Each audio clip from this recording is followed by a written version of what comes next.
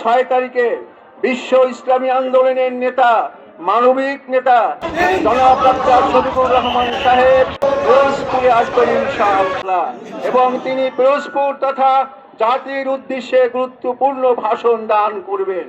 আপনাদের অনুরোধ করতেছি, আপনারা সদল বলে ঘরে কেউ থাকবেন না।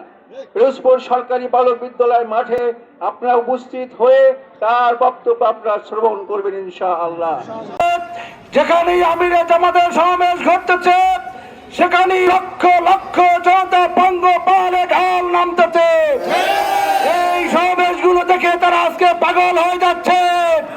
আগামী 4 ফেব্রুয়ারি পিরোজপুরে লক্ষ লক্ষ জনতা ঢাল নামবে। কিছু টেন্ডারবাজ চাঁদাবাজরা তারা কুরুচিপূর্ণ মন্তব্য শুরু করে দিয়েছে। ইনশাআল্লাহ 6 তারিখে পিরোজপুরে সাধারণ জনগণ তাদেরকে বৃদ্ধ আঙ্গুল দেখিয়ে 12 তারিখে দাঁড়িপাল্লা মার্কা বিজয়ের মধ্য দিয়ে আমরা এই ব্যবস্থা গ্রহণ করবো ইনশাআল্লাহ।